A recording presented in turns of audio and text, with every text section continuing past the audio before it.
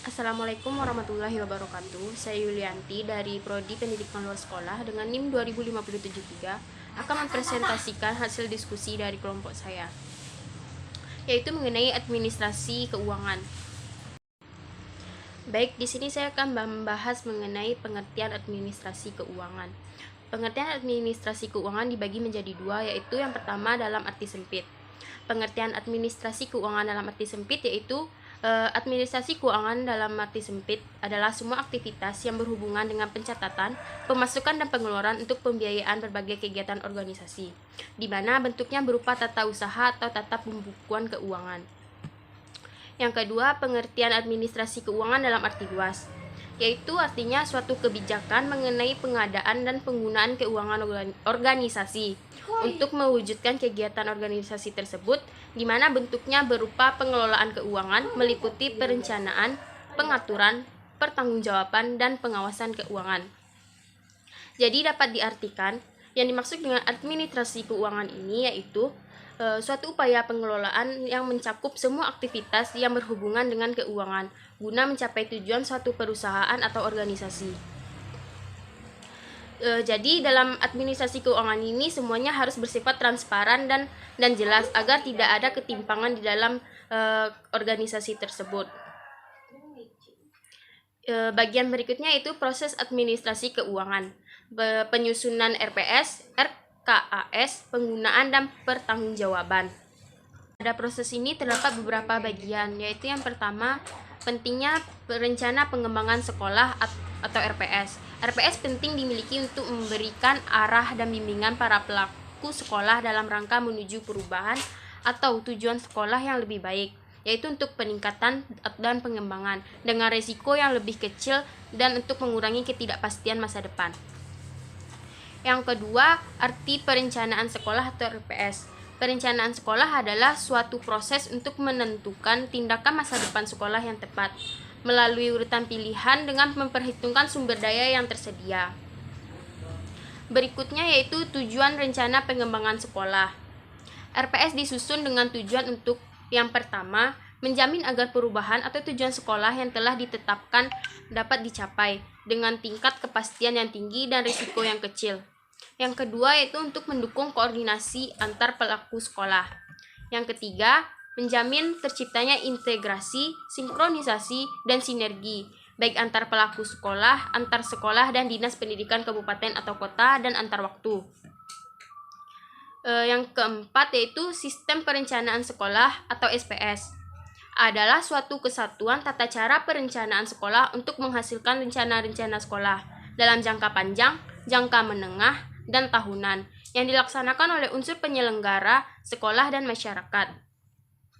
Selanjutnya itu tahap-tahap penyusunan RPS. Pada tahap ini mencakup yang pertama yaitu melakukan analisis lingkungan strategi sekolah.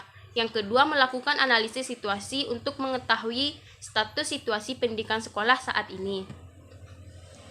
Yang ketiga, memformulasikan pendidikan yang diharapkan di masa depan atau masa mendatang. Selanjutnya, mencari kesenjangan antara butir 2 dan 3. Selanjutnya, menyusun rencana strategi. Yang selanjutnya, menyusun rencana tahunan. Dan yang terakhir yaitu melaksanakan rencana tahunan dan 8, memonitor dan mengevaluasi. Pada bagian ketiga yaitu masuk pada pemeriksaan dan pelaporan.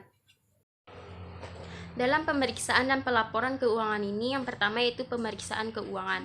Pemeriksaan keuangan adalah rangkaian perbuatan penelitian atau penggunaan faktor dalam proses administrasi, sebagaimana ditetapkan dalam jumlah anggaran untuk menjamin penggunaan faktor uang tersebut sah dan efisien.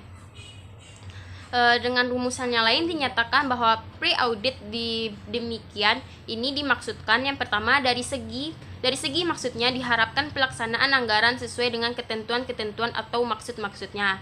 Yang kedua, dari segi sahnya pengeluaran uang, apakah tuntutan uang itu sebagai realisasi anggaran ada dasar hukumnya, dan apakah tanda-tanda bukti yang diperlukan dibuat dengan sesungguhnya, dan bukti-bukti mempunyai kekuatan hukum yang cukup.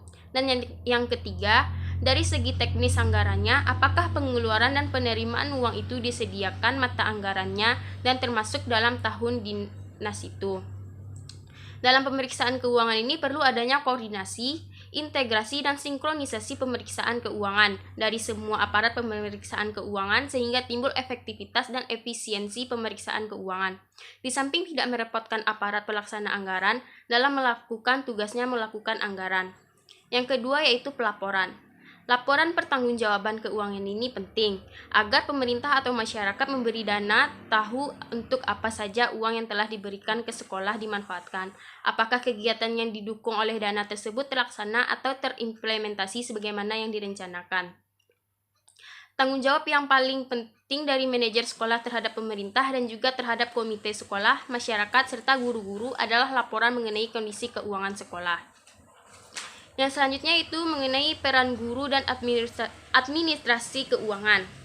Penanggung jawab biaya pendidikan adalah kepala sekolah. Namun demikian, guru diharapkan ikut berperan dalam administrasi pembiayaan ini, meskipun menambah beban mereka.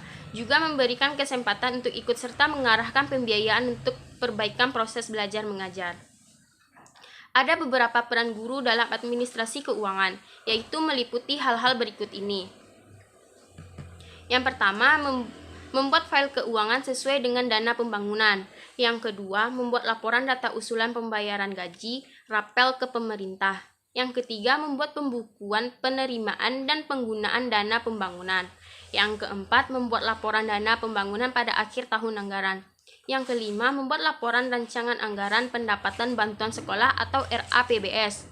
Yang keenam, membuat laporan tribulan dana bantuan operasional sekolah atau BOS.